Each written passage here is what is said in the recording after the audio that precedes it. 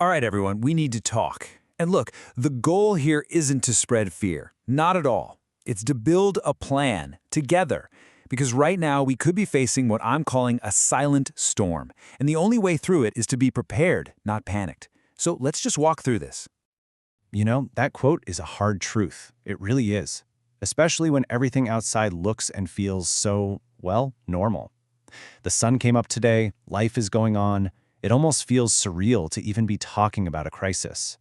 But this is a powerful reminder that the biggest threats, they don't always announce themselves with a big bang.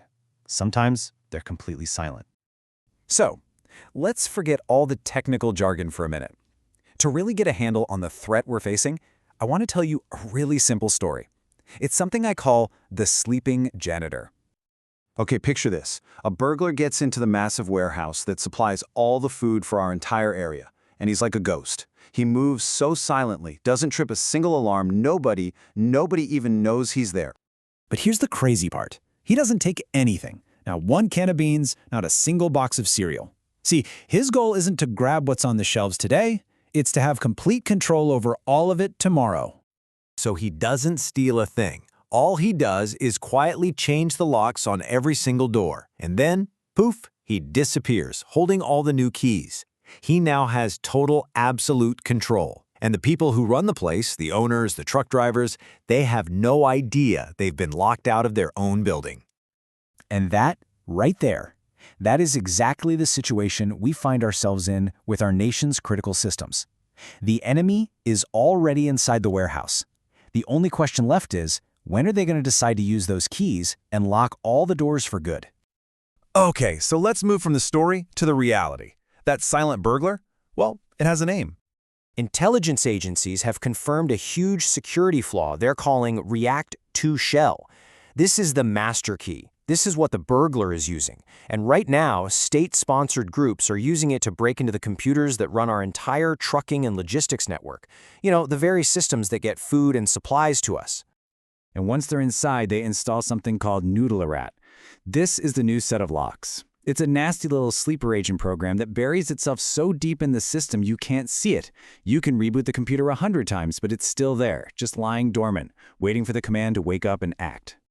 And here's the part that really matters. You can't just run an antivirus scan to fix this. It's not that simple. Cybersecurity experts are all saying the same thing. The only way to get rid of a threat like Noodle-A-Rat is to completely wipe the systems and rebuild them from the ground up. And the best case scenario for that, a minimum of 4 to 6 weeks.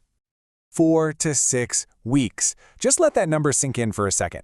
What do our lives actually look like when the computers that move everything we depend on just stop working? What really happens when the trucks stop rolling for over a month? Well, experts kind of map it out in 3 phases. The first 5 days are what they call the stutter. The trucks stop and panic buying empties grocery stores in like a day. Then comes the fracture. Fuel stations run dry. Then the systems that run our water treatment plants start to fail. By week 3, we could hit the collapse, where literally the nation's entire physical inventory of goods is just gone. So I want you to ask yourself this question, and be really honest. This isn't like a snowstorm where you need some milk and bread for a few days.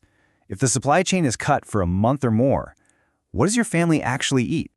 And it's not just about food. It's a domino effect. A failure in logistics is almost always paired with an attack on the power grid.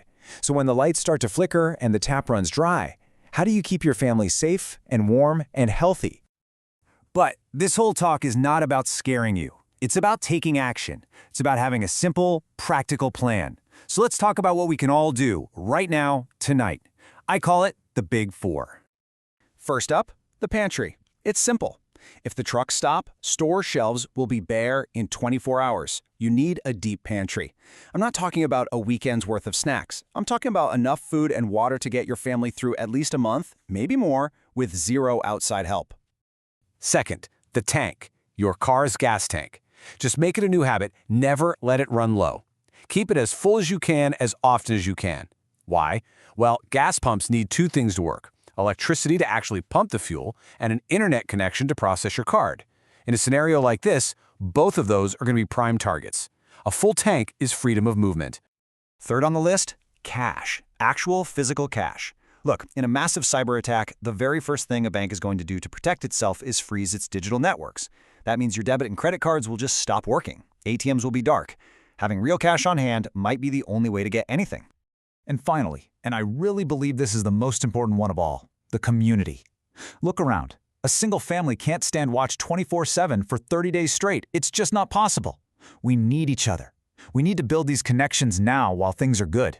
Know your neighbors. Make plans together. This is not something anyone should face alone. I just want to leave you with one final thought tonight. It's pretty much the whole reason we're having this difficult but very necessary conversation. The time to prepare is right now, while it's quiet, while the grocery stores are full and the lights are still on. Because if we wait until the moment we actually need the plan, it's going to be way too late to make one. Thank you for listening.